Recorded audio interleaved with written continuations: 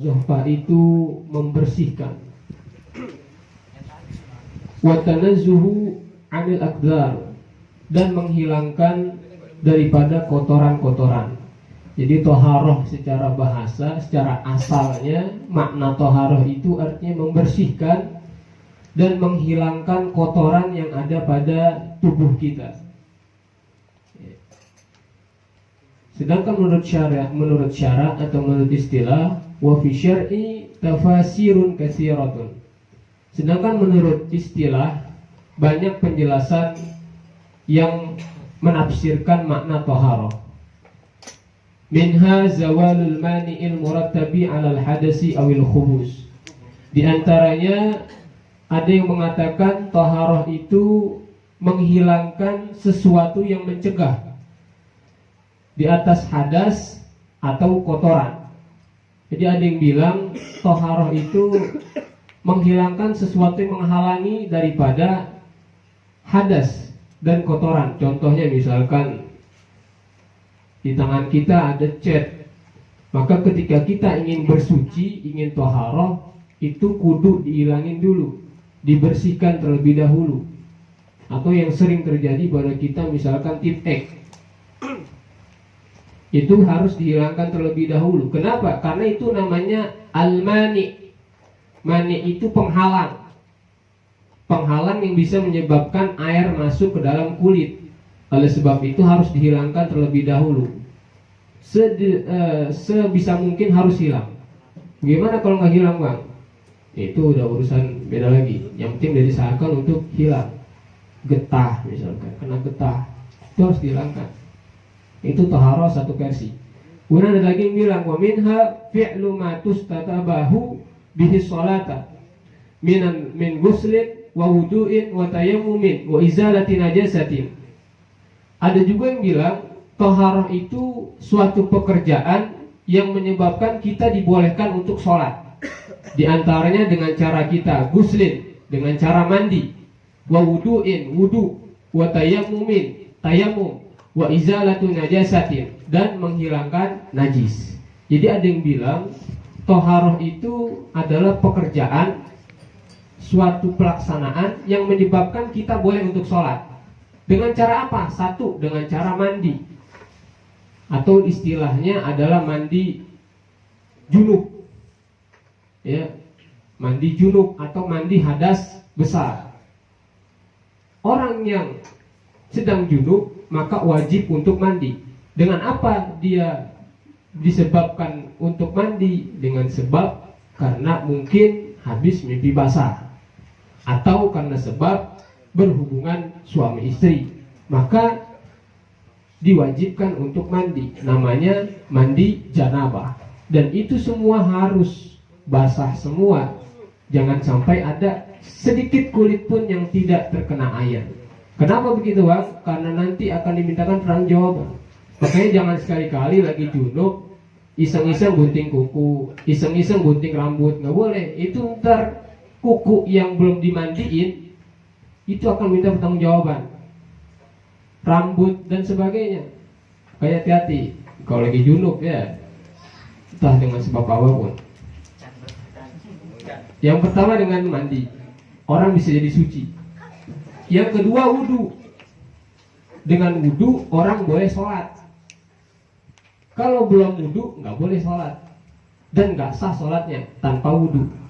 Karena wudu itu termasuk salah satu syarat sahnya sholat.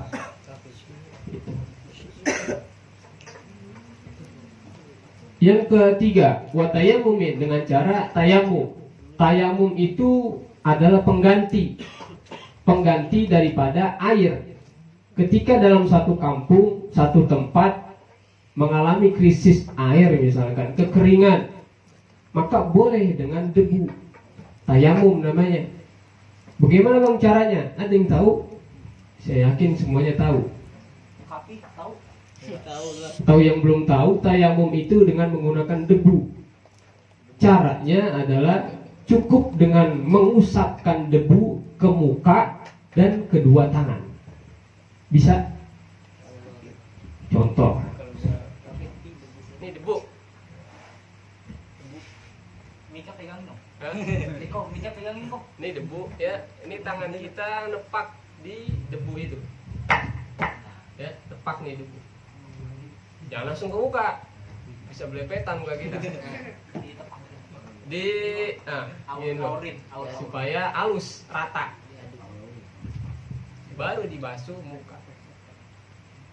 Muka biasa. Basuh. Sekali aja. Nggak cukup, nggak usah 3 kali. Setelah muka langsung ke tangan. Sama. Letakin. Gesek. Dari mana Bang? Nih, dari sini. Set. Terus putar. Putar lagi. Selesai. Udah begitu. Jadi dari sini bawah ini tas seret bawah putar. Udah cukup sekali. Itu kalau yang nggak kena gimana Bang? Udah itu mah urusan beda lagi. Emang caranya begitu. Ya. Itu namanya tayamum. Pengganti daripada wudu. Gimana Bang kalau udah tayamum, tahu-tahu tuh lihat air, batal tayamumnya. Ya. Sekarang tayamum. Sebelum 5 menit waktu azan kita tayamum. Begitu imam imam udah siap mau sholat, nggak tahu ada air, ada yang teriak ada air, nah batal tayamumnya, harus wudu. Gitu. Kenapa? Karena udah ada air. Kecuali nggak ada air, tapi mudah-mudahan jangan ribet. Atau kapan lagi misalkan di pesawat, di kereta nggak ada air, lagi di dalam perjalanan musafir tahu azan, gimana? Sama begitu juga. Apa aja yang teman kita jok kereta kayak jok pesawat tepakin aja. Karena ada yang bilang di tempat-tempat seperti itu pasti ada yang namanya debu. Walaupun nggak ada, yakinin aja. Gitu. Ya, jadi kapan-kapan nanti yang musafir, yang ke Jawa naik kereta, ya nggak apa-apa. Sulit untuk berhenti. Gitu. Atau naik bis dan sebagainya. Nah, itu salah satu daripada ulama yang mengatakan makna daripada toharoh, bersuci. Nah, walamma kanati toharatu miftahu sholati allati hiya imaduddin. Dan tatkala ia telah bersuci, maka miftahu sholati, terbukalah sholat tersebut. Artinya ketika dia telah bersuci dengan cara wudu atau tayamum, maka terbuka tuh pintu untuk sholat. Boleh sholat. Mau sholat apa kek, sholat wajib, apalagi sholat sunnah, boleh. Allati hiya imaduddin, yang dia itu tiang agama. Jadi sholat itu tiang agama. As-sholatu imaduddin. Faman aqamaha faqad aqamaddin. Wa man tarakaha faqad hadamaddin. Kata Nabi, sholat itu adalah tiang agama. Faman aqamaha faqad aqamaddin. Siapa orang yang mendirikan sholat, maka sama aja dia mendirikan tiang agama. Waman tarakaha faqad hadamaddin. Dan siapa orang yang meninggalkan sholat, maka seakan-akan dia telah menghancurkan agama. Makanya kata Nabi dalam hadisnya, awwalu ma yuhasabu bihil abdu yaumal qiyamah as-shalah. Mula-mula awal yang paling pertama nanti dihisab oleh Allah Subhanahu wa taala di akhirat adalah sholat. Kalau sholatnya baik, benar, nggak ada yang bolong, rapi, maka insya Allah semua amalan ibadahnya bagus. Puasanya ngikutin bagus, zakatnya bagus, hajinya bagus, sodakonya ngikut. Tapi biar kata tuh orang di dunia rajin sedekah, rajin ngaji, rajin puasa sunnah ke, puasa wajib, zakat, haji, tapi sholatnya berantakan. Hari ini sholat, besok kagak. Hari ini sholat, besok kagak. Atau bahkan sholatnya dalam seumur hidup hanya sekali, misalkan ketika Idul Fitri doang, misalkan pada keluar. Iya, kan rata-rata begitu. Begitu Idul Fitri, keluar semua orang. Bila sholat yang waktu, pada mendem di rumah. Nah. Kalau seperti itu, maka dijamin semua amal ibadahnya sia-sia. Biar kata tuh orang rajin sedekahnya anak yatim, Biar kata orang puasnya rajin, nggak ada artinya kalau sholatnya berantakan. Makanya perbaikin sholat, terlebih sholat yang 5 waktu. Kenapa? Karena itu iman dan tiangnya agama penting. Kalau dikata tiang penting, ini rumah nih nggak ada tiangnya, rubuh. Tenda ada tenda ya, pelampang. Tiangnya kudu ada, misalkan persegi panjang, ada 4. Hilang 1, miring nggak? Nah, speleng nggak? Sama begitu. Tendanya. Ya, sama kayak kita. Ntar di akhirat begitu. Nah, itu. Dah sedikit ya, karena udah malam juga.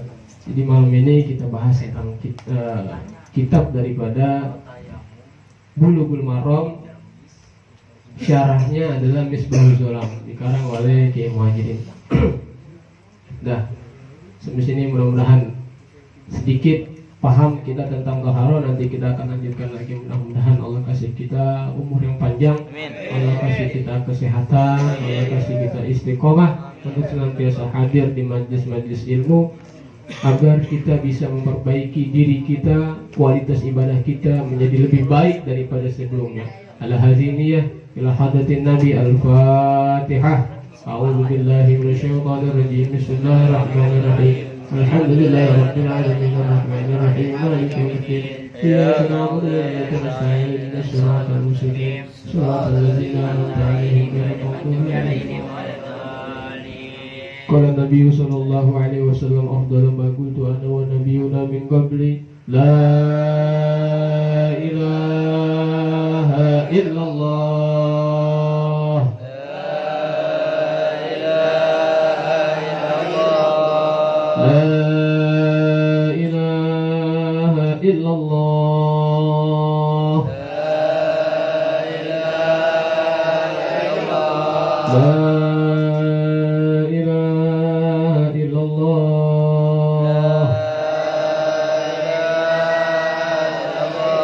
Muhammadur Rasulullah sallallahu alaihi wasallam wa syarafa karam wa jida wa asab kalimat haqqin alaiha nahyi wa yahnamu wa biha nubas Allah ta'ala minal aminin birahmatika wal karami. A'udzu billahi minasyaitonir rajim. Bismillahirrahmanirrahim. Alhamdulillahi rabbil alamin hamdan syakirin hamdan na'imin hamdan yuwaffi ni'amahu wa yukafi mazidah. Ya rabbana lakal hamdu kama yanbaghi li jalali wajhikal karim wa 'azimi sultanik. Allahumma salli wa sallim ala sayyidina Muhammad wa ala ali sayyidina Muhammad. Allahumma taqabbal wa awsil sawaba ma qara'nahu minal Qur'anil azim wa ma halallahu min qawli la ilaha illallah wa ma sabbahnahu min subhanallahi wa bihamdihi wa ma sallayna ala nabiyyika Muhammadin sallallahu alaihi wasallam fi hadzal baitil mubarak hadiyatan minna wasilah wa rahmatan min mawahibi fadlika nazilah wa barakatan syamilah nuqaddimuha wa nudiha ila hadrati habibina wa syafi'ina rasulillah Muhammadin Abdillah sallallahu alaihi wasallam wa alihi wa ashabihi wa azwajihi wa dhurriyyati wal baiti summa ila arwahi abaihi wa ikhwanihi minal anbiya'i wal mursalin wa ali kulli minhum wa sahabati wal qarabati rasulillah ajma'in summa ila arwahi al awliya'i wa syuhada'i wa shalihin والصحابة والعلماء العاملين أينما كانوا من مشارق الأرض ومغاربها ثم إلى أرواح آبائنا وأمهاتنا وأجدادنا وجداتنا وخالنا وخالتنا وعمنا وعمتنا ومشايخنا ومعلمينا والحقوق الواجبات علينا ولسائر المؤمنين والمؤمنات والمسلمين والمسلمات أن الله يعلي درجاتهم في الجنة. اللهم أنزل الرحمة والشفاعة علينا إلى أرواح جميع أهل القبور من المؤمنين والمؤمنات والمسلمين والمسلمات. ارفع لهم الدرجات وضعف لهم الحسنات وكفر عنهم السيئات. يا أيتها النفس المطمئنة ارجعي إلى ربك راضية مرضية فادخلي في عبادي وادخلي جنتي. اللهم انفعنا بما علمتنا وعلمنا ما ينفعنا وزدنا علما. اللهم إنا نسألك علما نافعا وقلبا خاشعا وعملا متقبلا. اللهم حث بتقوى الاستقامة وعيد من موجبة الندامة في الحال والمال إنك السميع الدعاء. ربنا اغفر لنا ولوالدينا وارحمنا وارحمهم كما ربونا صغارا. ربنا آتنا من لدنك رحمة وهيئ لنا من أمرنا رشدا ربنا ظلمنا أنفسنا وإن لم تغفر لنا وترحمنا لنكونن من الخاسرين ربنا آتنا في الدنيا حسنة وفي الآخرة حسنة وقنا عذاب النار وصلى الله على خير خلقه محمد وعلى آله وصحبه وسلم سبحان ربك رب العزة عما يصفون وسلام على المرسلين والحمد لله رب العالمين بسر